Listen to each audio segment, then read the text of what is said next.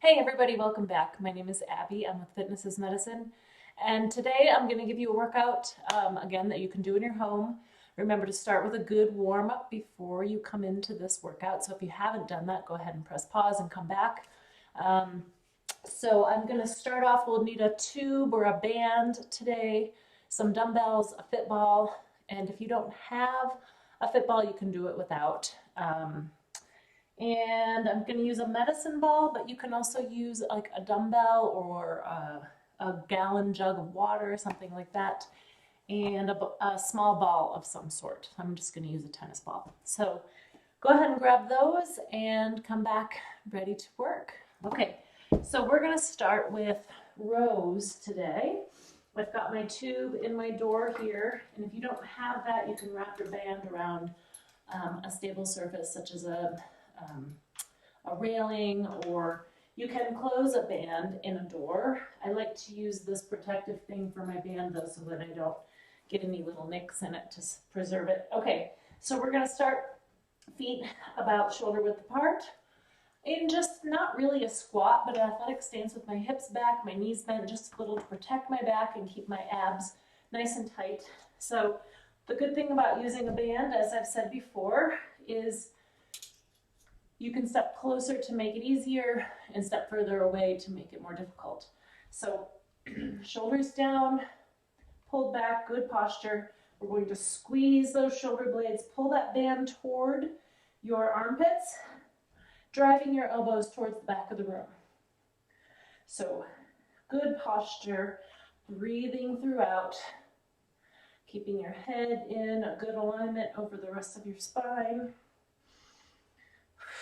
Breathe out as you pull back, or if you can't quite get that, that's okay. Just make sure you're breathing and not holding your breath throughout this.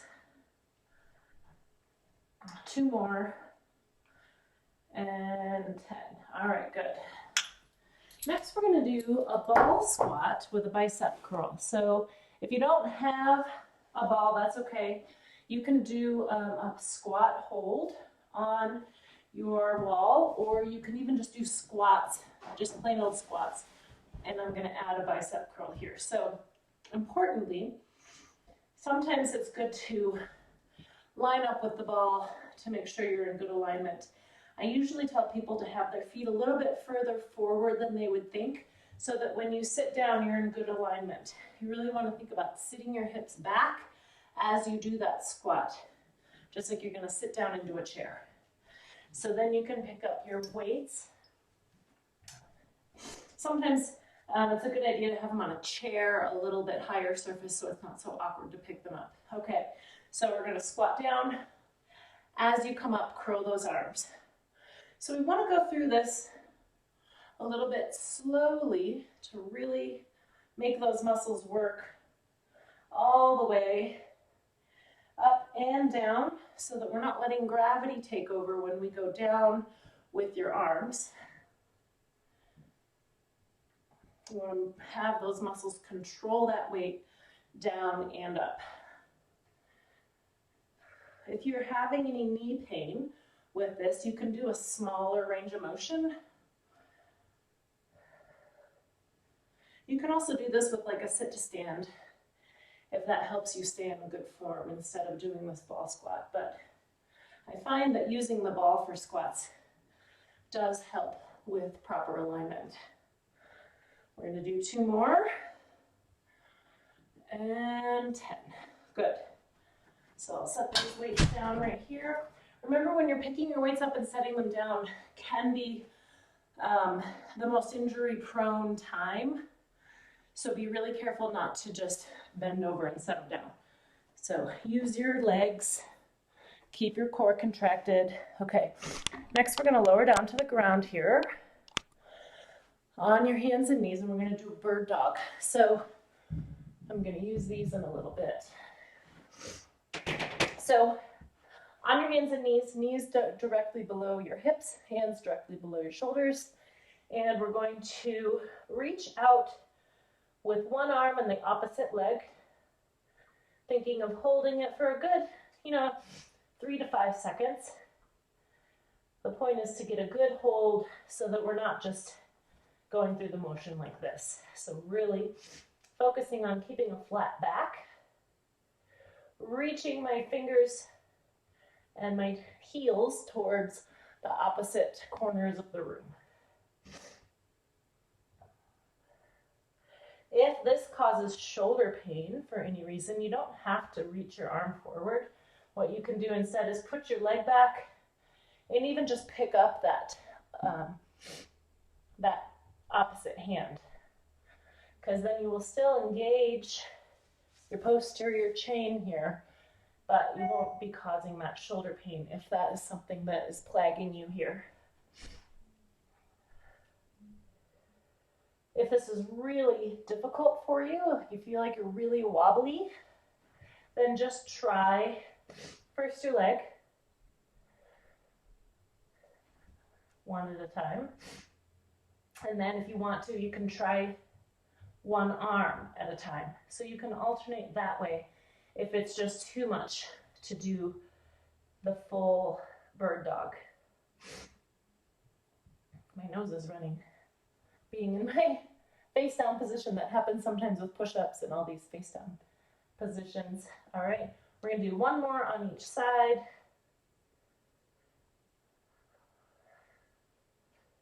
Keeping your head in good alignment with your spine here. You don't want it to dip down or conversely look up like this. We don't want to cause any neck strain. Okay, good. Now I'm gonna grab, I just have a small weight medicine ball here. This is just 2 pounds. You can use a heavier one. You can use, in my gym I have one that has water in it that I like to use for this, but I'm just gonna use this. You can also use a gallon jug with water or even a dumbbell or even a playground ball. So we're gonna go stand back up here and in a little bit of a squat. Again, an athletic stance. My feet are nice and wide, my knees are bent, my hips are back just a little. I'm not really in a squat. So here's the difference. I'm here, not here. Just a good athletic stance to keep my core tight, protect my back. I'm gonna have you chop up and down diagonally. So if you use something with a little water in it, it's a fun way to mix this up a little, make it slosh. We're gonna go 10 one direction. So I'm punching it sort of. I wanna make it an explosive movement. The heavier ball or heavier weight you use here will make this more challenging.